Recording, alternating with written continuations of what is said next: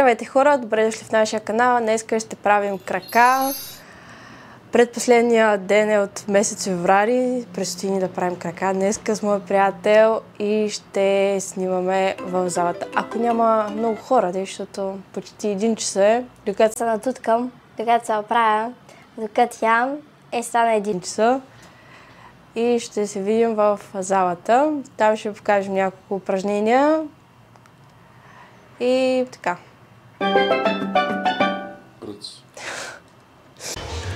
Здравейте хора, добре дошли в нашия канал. Днес ще правим крака.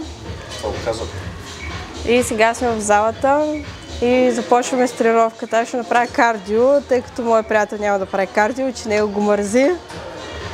И сега ще покажа част от тренировката ни. Започваме с кардио. Малко да загреем.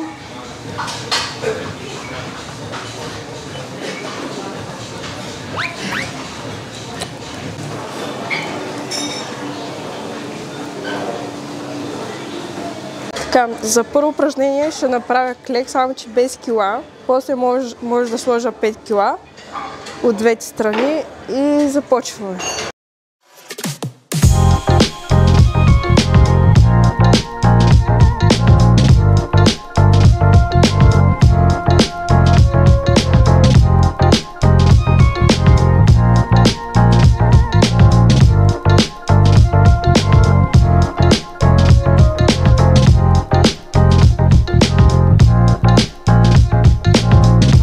Втората серия ще я правя с 30 кг. Надявам се да се получи, защото аз съм 40 кг.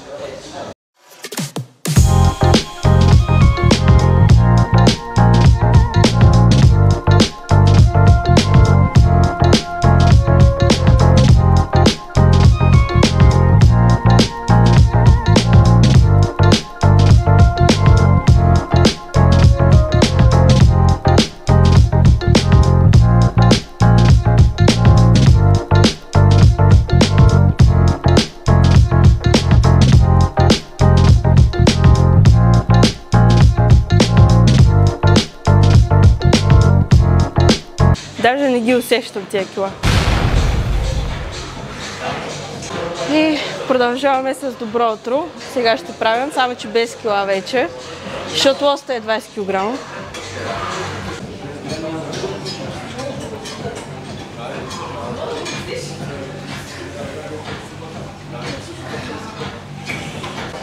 Сега мъртва тяга с дъмбел ще правя с 10 кг.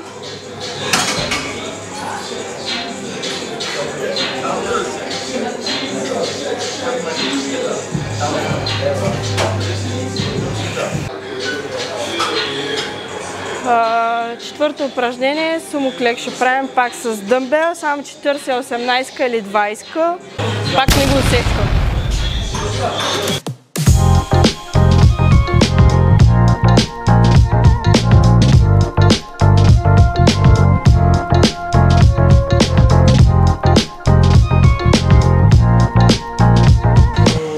Сега, пето упражнение, машина за предно бедро ще правим с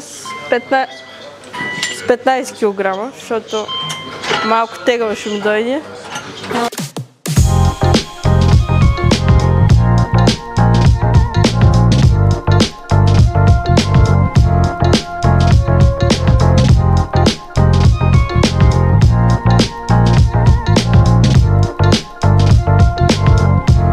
Това е да имаш крака такива.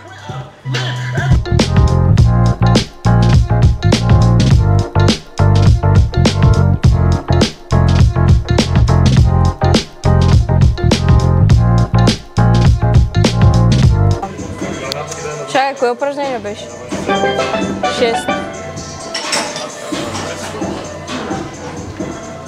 Айде 35.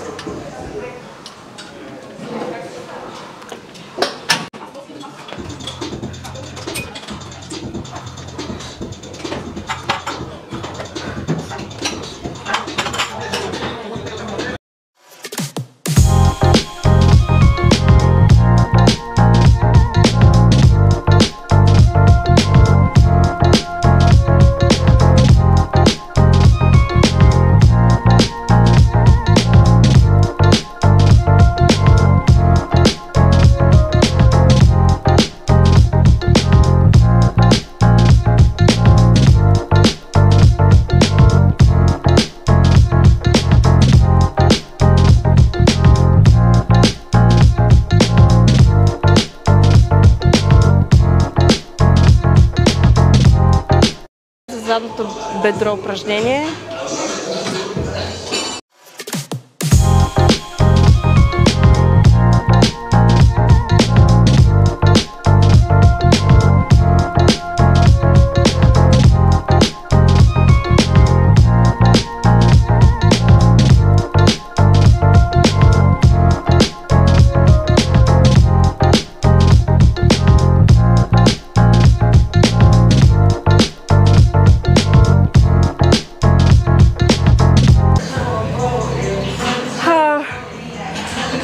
Сега този ред не знам как се нарича, ама ще правим на него. Съжалявам, не съм треньор, така че просто знам, че е за краката.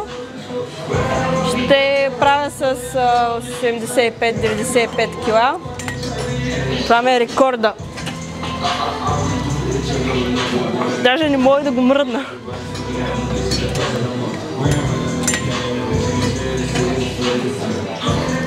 Ще го преместим на 75.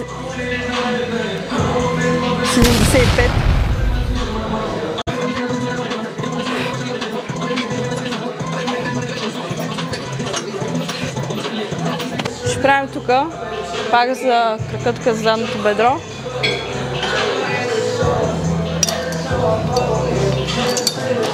С 22 килограма.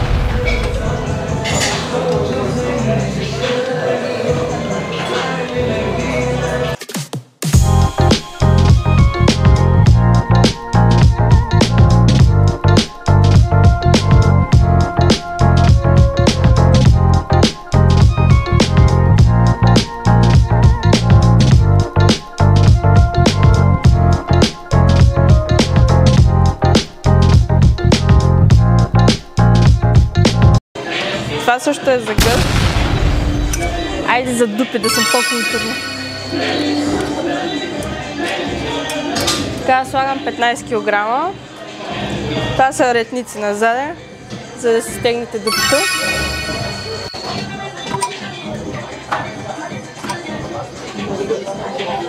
Това упражнение е за вътрешната част на краката. Ще го направя с 45 кг, след това може и да го увелича на 55 и започваме. Това като цяло ми е много леко.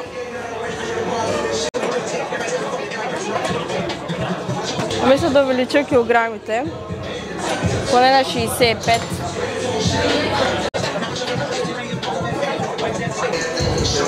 Това е пак упражнение за задното бедро. Ще го правя с 25 кг.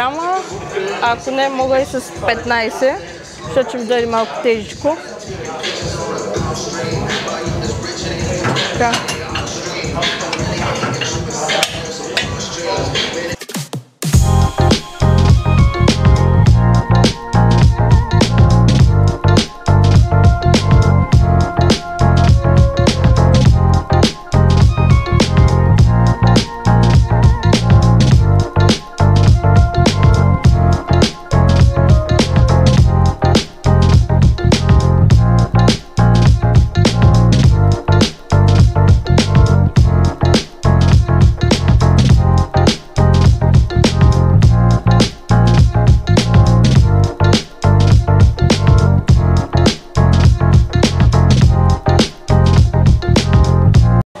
Когато се измориш. Това път наистина си пренатварих много краката.